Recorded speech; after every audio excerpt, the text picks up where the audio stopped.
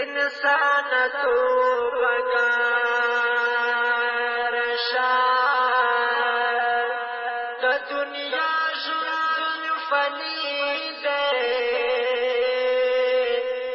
هر چا نه پاتې کېږي سنګړې زندګي.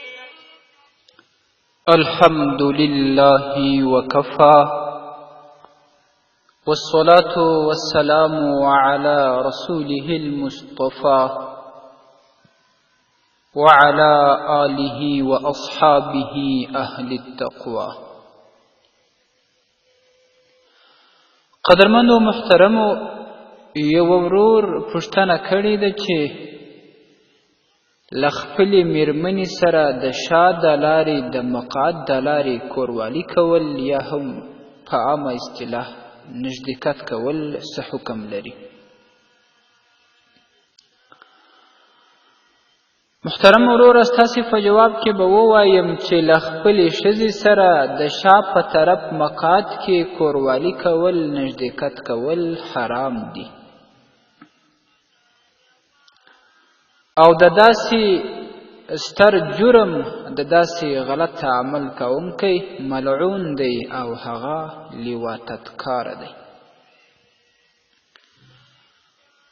او د لواطت خطرناکې پایلې ټولو ته معلومه دي چې د لوط علیه السلام قوم چې په دغه عمل باندې اخته وه چې الله جل جلاله داسې له خاورو سره خاورې کړل چې د دوی د ژوند نشانې او علامې بالکل له منځه ولاړلې. په قرآن عظیم الشان کې الله تبارک وتعالی فرمایي: والذین هم لفروجهم حافظون الا علی ازواجهم. او هغه کسان بریالي او کامیاب شول چې دوی د خپل شرمګاه د خپل عورت ساتونکي دي پرته له خپلو ښځو. صرف خپلو ښځو خپلو مېرمنو ته راتګ کوي. مطلب دا چې بغیر له خپلې ښځې نه نور د شهوت بل ځای پوره کول په بله شیطاني لاره کې هغه حرام دي.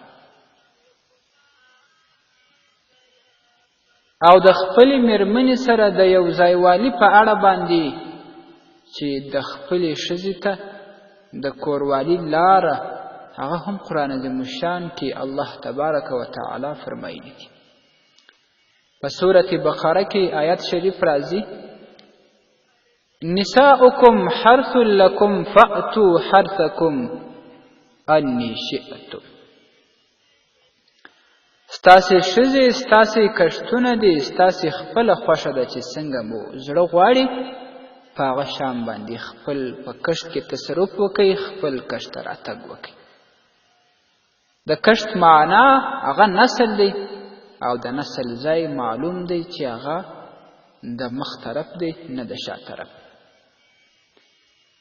ځکه چې د ښځې د شا په طرف چې هغه د فاضله موادو د خارجېدلو ځای دی، په هغه کې جما کول، کوروالي کول حرام دي. د هغې حرمت او د هغې په اړه سخت وعیدونه په ډېرو احادیثو کې ذکر شوي دي.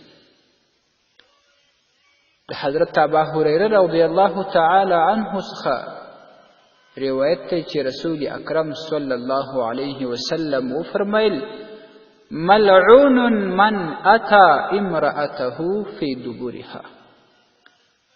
ملعون دی هغه څوک د الله تعالی جل جلاله له رحمته لیرې دی چې څوک خپلې ښځې ته د شا په طرف باندې راتګ کوي، د شا په طرف کې کوروالي ورسره کوي. مسند احمد کې دا حدیث راځي.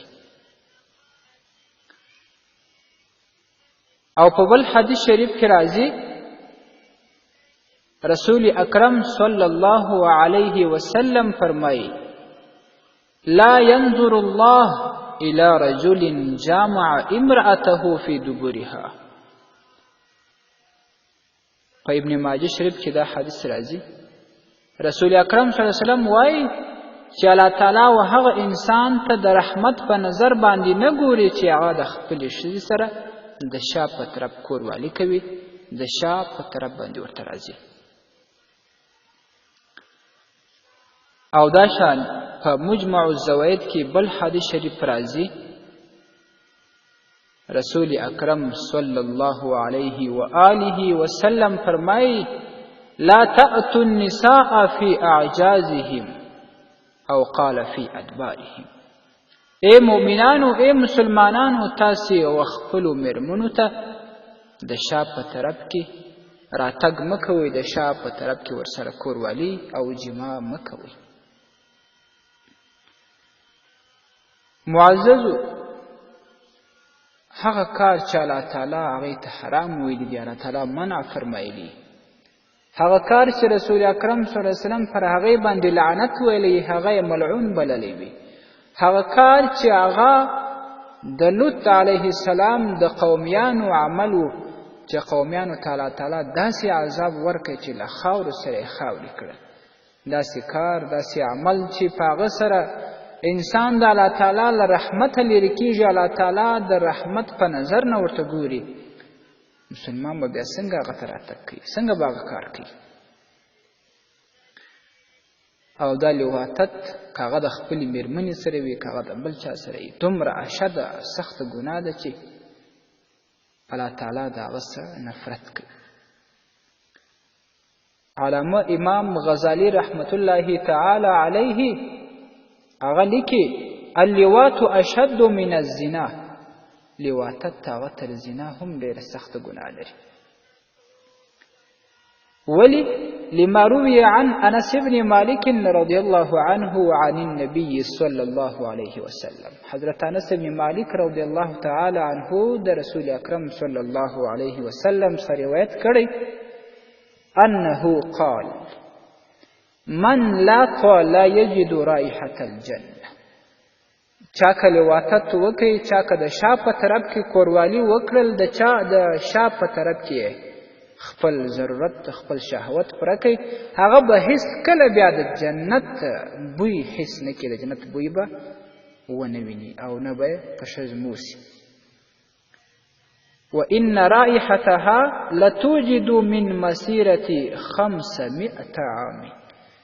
او حال دا چې د جنت بوی 500 کاله لیرې لا یې څوک حس کولی سي و چا ته رسیږي، خو لیکن کم چا چې دغه فاحش عمل، دغه ستر جرم کړی وي، هغه به بیا د جنت بوی حس نه کړي. خو لیکن هغه چا ته بیا هم امید شته چې په غلطي کې، په ناخبرۍ کې دا ستر جرم ځینې شوی وي، هغه بیرته کلکه توبه وباسي، د الله تعالی څخه معافي وغواړي. مفتی کفایت الله دهلوي رحمت الله تعالی علیه په کفایت المفتی کې لیکي چې که څوک د خپلې ښځې سره دغه خلاف فطرت دا لواطت، دا د شا په طرف کوروالي وکړي، هغه د تعذیر مستحق دی.